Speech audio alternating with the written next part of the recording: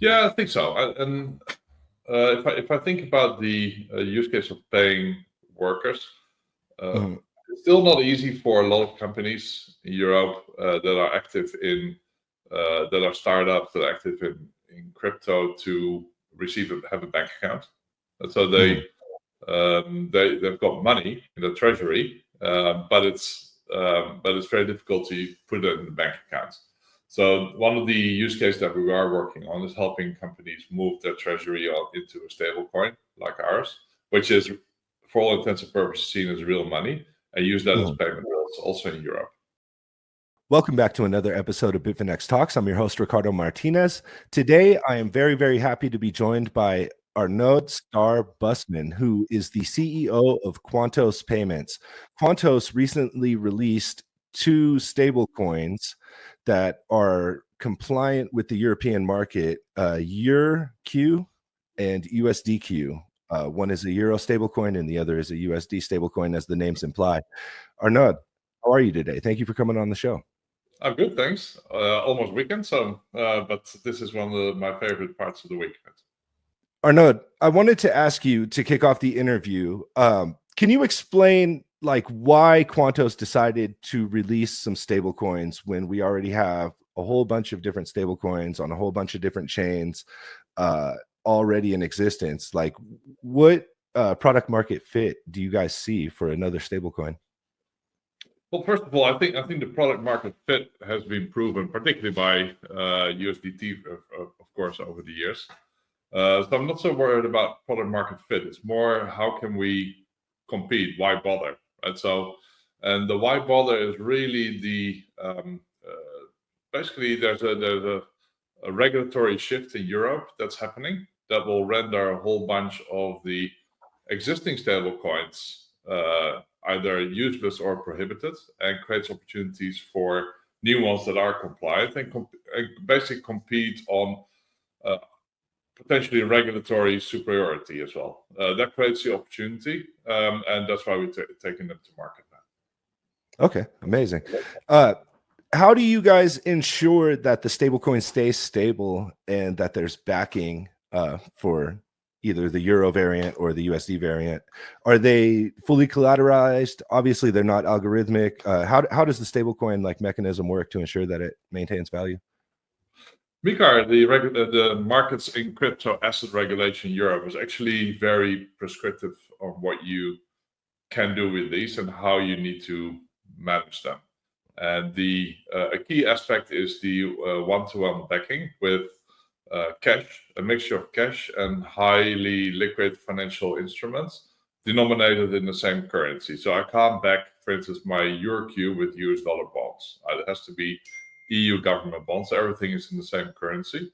And they need to be highly liquid, so I could basically liquidate them within minutes for par value, pretty much.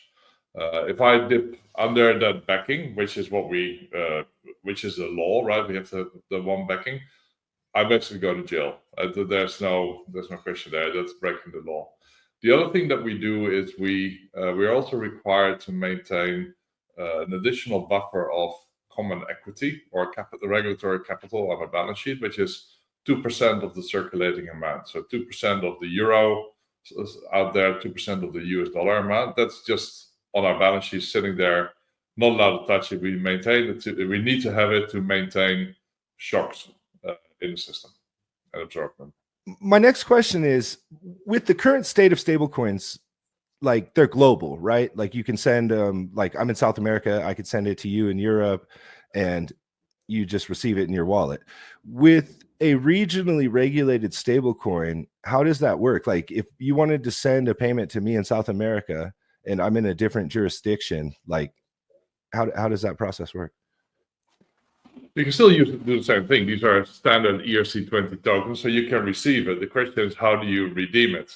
And for that, we would need to develop basically relationships, listings on Latin American exchanges where you can redeem it for local fiat if that is your off ramp. Otherwise, you swap it for USDT, for instance, and off ramp that way locally.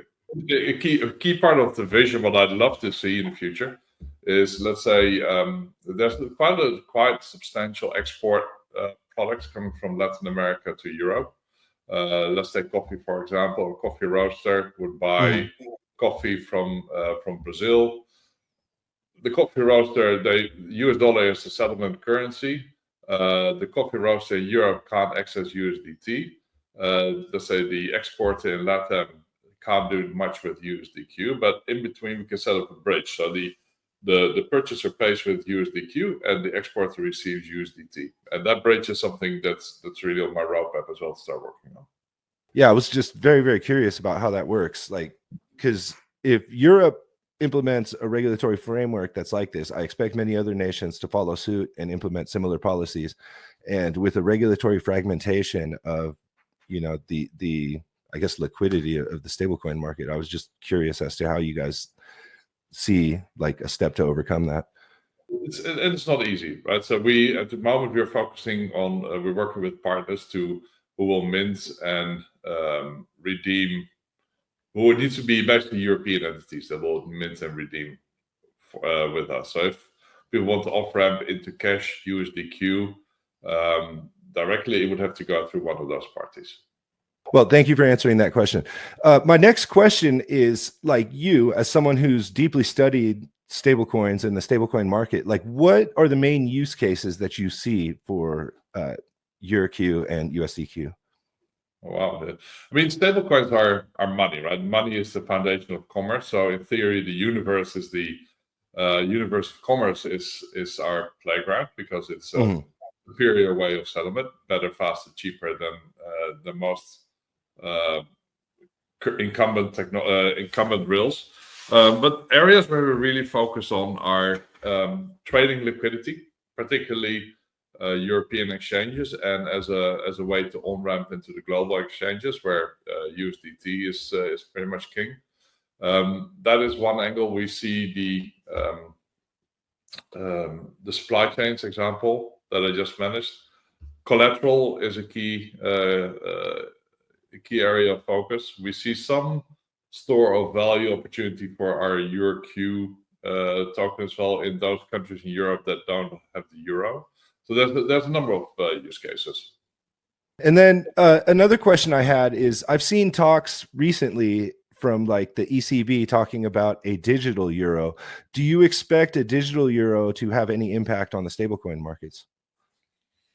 Not so much. I think the digital euro has quite a way to go. Okay. By the time it goes live, I think 2028 is the ambition. The world of stablecoins will have changed significantly already, so it may or may not. The question with that digital euro is, who is the user? And if it's the retail public, probably you don't want retail customers holding more than a couple of thousand of the digital euros of the euro, because they are directly issued by the European Central Bank, which makes the role that credit institutions have in the market much harder because they're losing a lot of their depository base. So I'm not sure how fast and how universally adopted that digital euro will be, but the world of let's say fintech innovation, crypto, stablecoins will probably move way faster than the ECB can. Okay, cool. Here in Latin America, there's a lot of people that are doing remote work and receive payment in stable coins from, like, say, Argentina or Chile or Brazil or wherever it may be. Do you expect to see that kind of use case with the EURQ token, like in Europe, or the USDQ token? And also, do you expect to see any take up for like digital payments, like from merchants and stuff for goods and services? Yeah, I think so. And if I think about the use case of paying workers, it's still not easy for a lot of companies in Europe that are active in that are startups that are active in crypto to have a bank account. And so they've got money in the treasury, but it's very difficult to put it in the bank account. So one of the use cases that we are working on is helping companies move their treasury into a stable coin like ours, which is for all intents and purposes, seen as real money, and use that as payment rails also in Europe. So it's it can be used globally for that matter. And then in terms of using it for payments, that's an interesting one.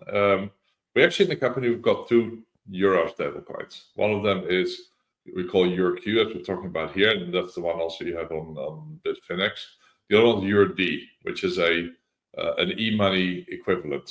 And e-money is slightly different from the stablecoins that trade in secondary markets, because this is only operates in the primary market, which is much closer to the payments use case within Europe, because regulation requires processors and parties to verify the identity of their payer, the customer who transfers the money to you.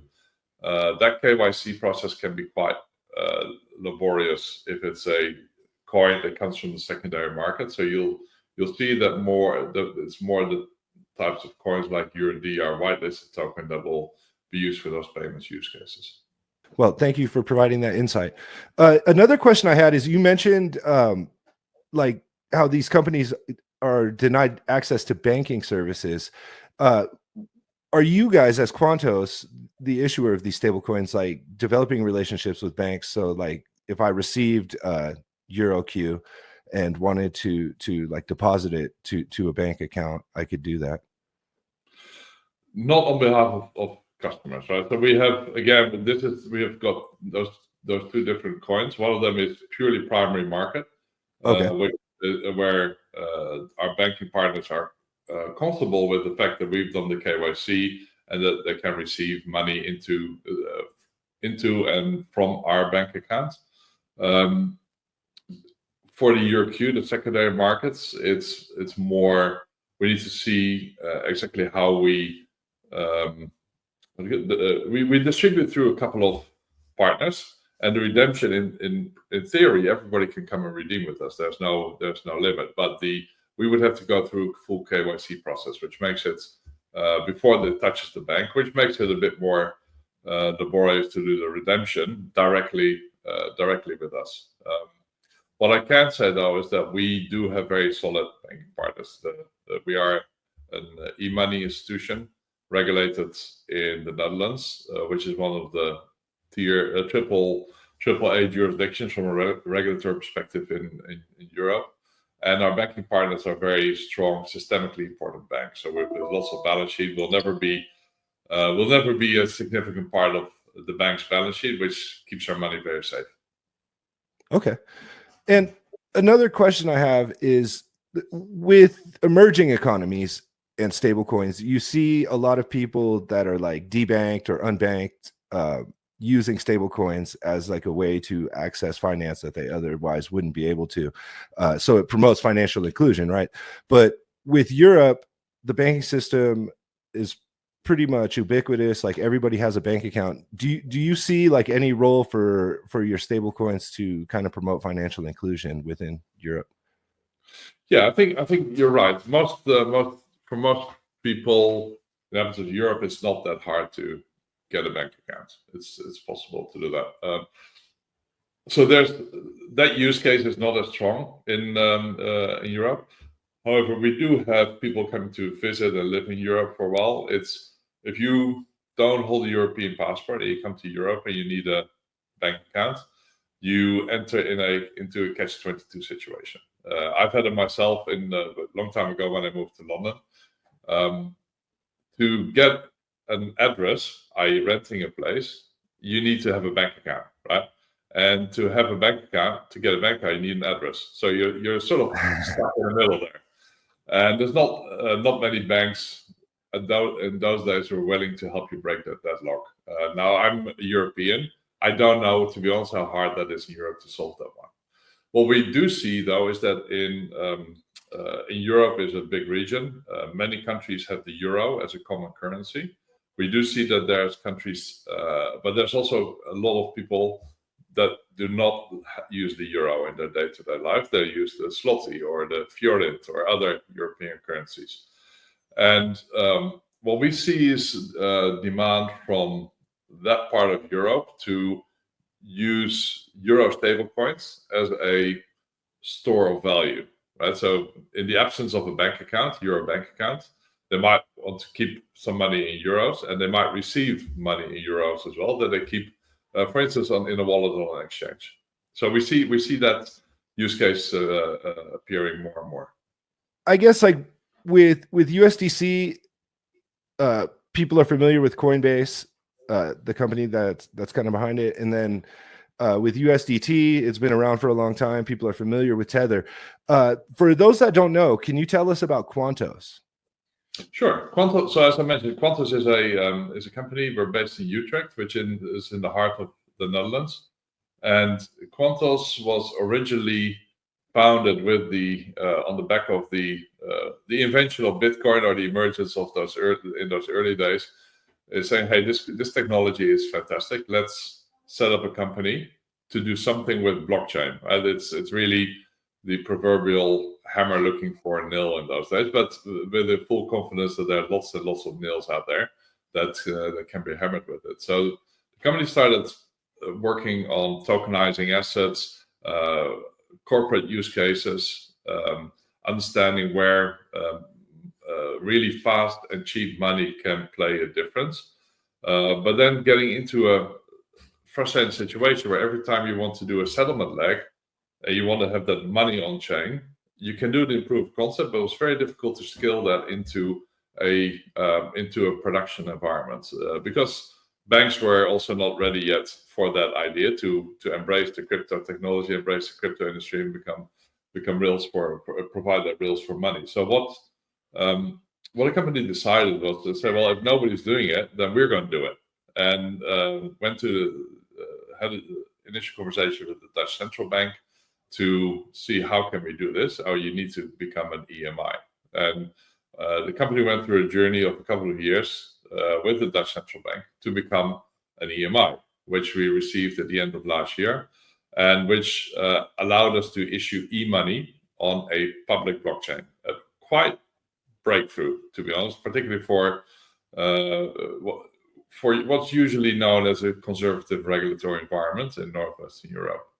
Are you guys like the first? Yeah, pretty much in Germany and the Netherlands. Absolutely. Yeah. Congratulations. Thanks. And it's but we weren't. MiCA didn't exist yet, not even conceptually. Maybe in some people's head at the time we started applying for an EMI license, right? So we got a license. We started issuing our URD e-money, which is a very different model, that whitelisted model, as I mentioned. And then along came MiCA, which also gave us not just access to e-money based solutions, but also to secondary markets environment solutions, which helped us basically, which prompted us to look at euro, US dollar stablecoins in a MiCA environment in secondary markets. But just because you can do something doesn't mean that you should do it or it's a good idea. You can spend a lot of money doing something pointless in the end. So this is when we also had a conversation with Tether, with Kraken, with some other parties to see how we could take this to market, which culminated in our launch a couple of weeks ago on Bitfinex and Kraken. That's super interesting. It's quite a journey, it sounds like. Another question I have is, you mentioned that the EURQ and USDQ tokens are both ERC20s. Are you guys on Ethereum only, or are you on like a bunch of different Web3 chains that use the ERC20 standard? At this stage, we are on ERC20 only at the moment, but we are expanding that, right? So we get approached by blockchains every week now, and we are prioritizing them in order as well. But we will start expanding into other chains. The challenge, of course, is that if you don't have that much volumes yet on one chain, should you on the most popular chain, should you really start fragmenting that liquidity across multiple chains, right? So that's a careful balance that we manage, and that we need to have good partners and venues to be able to justify a move to another chain or adding another chain. Okay. And then another question I want to ask you is, you mentioned that you work closely with the ECB the Dutch central bank to form Quantoz and release the stablecoin products. How crowded is the European stablecoin market? Are there other coins that are kind of doing a similar thing that you guys are competing with? There's quite a few that are emerging. You see Circle is operating in Europe, so that's quite a significant competitor that already has a position in the market.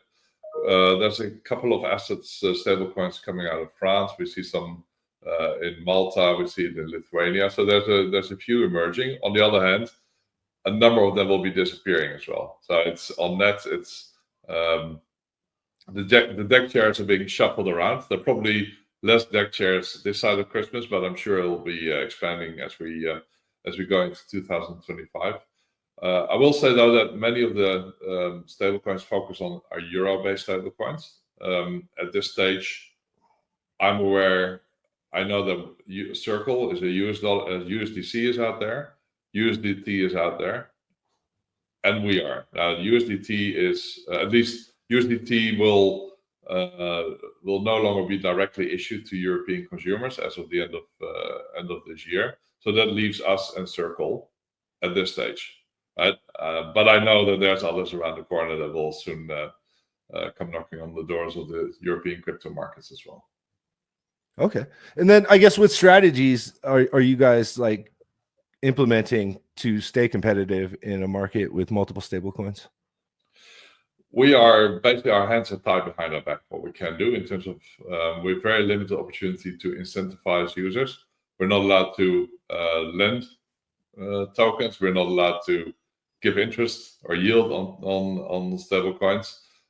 We can't give any direct rebates or anything like that that looks like yield. So basically, if you look at the unregulated stablecoins that come in and give you 7 to 10% yield, we can't do that in Europe.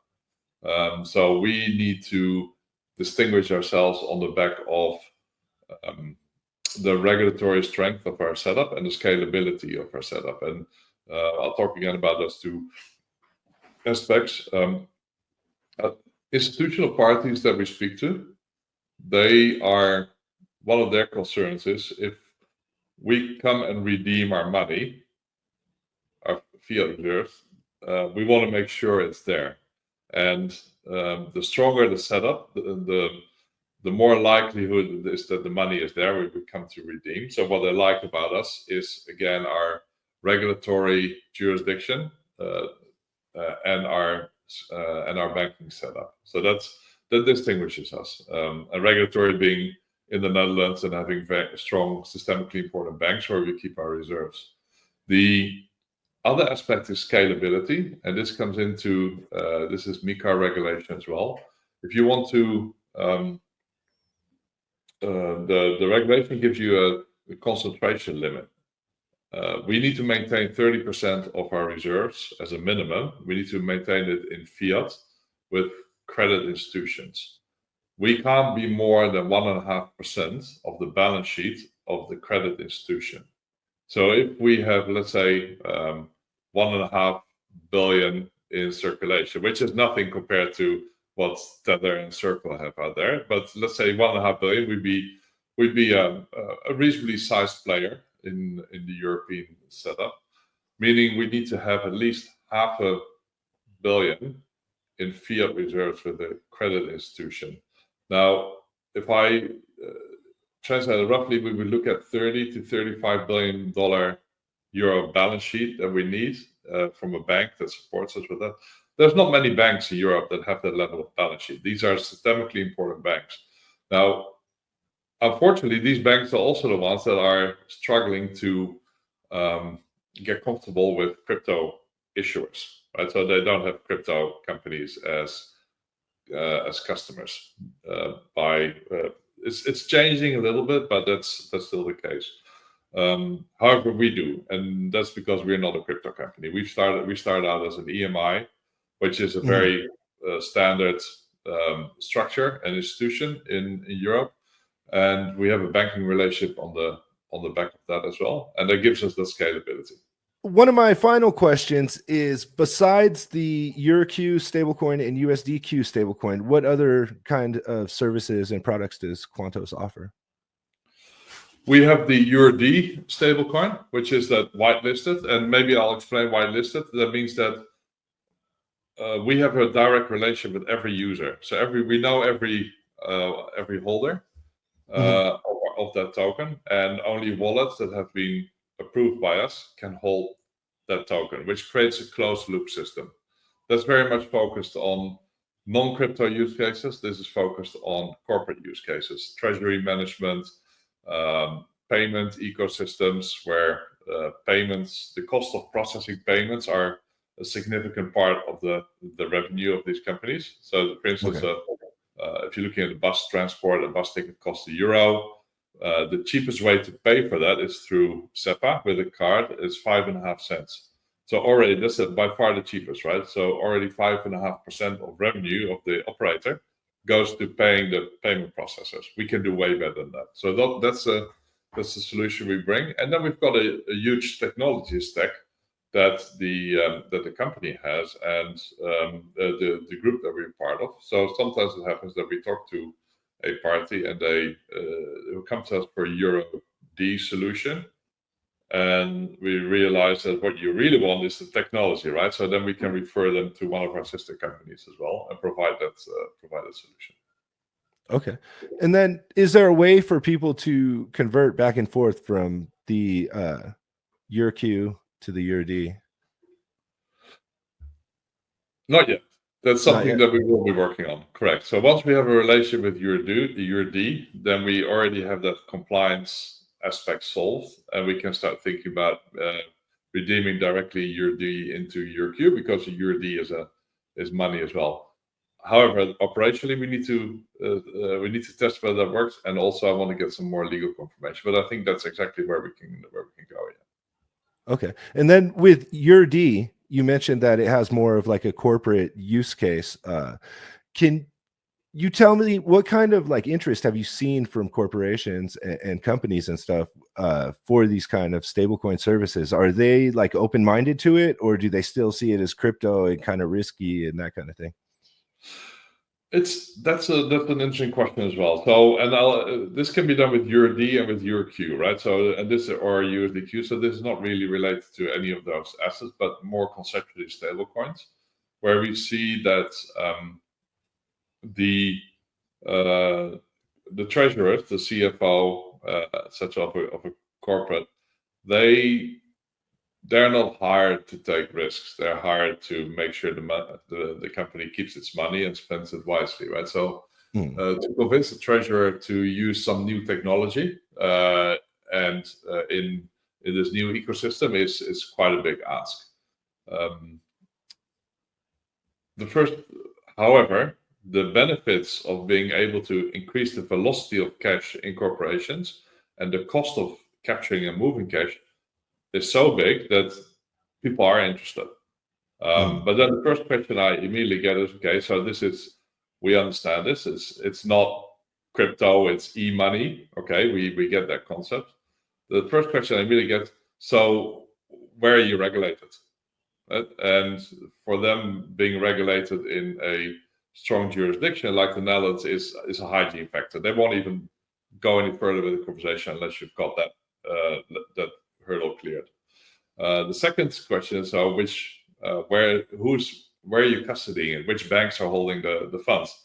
Again, you need to explain, and they need to be comfortable with that banking setup. And that's just basically being able to start a conversation, that they understand that if they place money with you, it's safe, and if they come to collect it, it will be there. Right? So, and that opens up the door to expand the conversation, because a lot of corporates, they do understand the concept of e-money.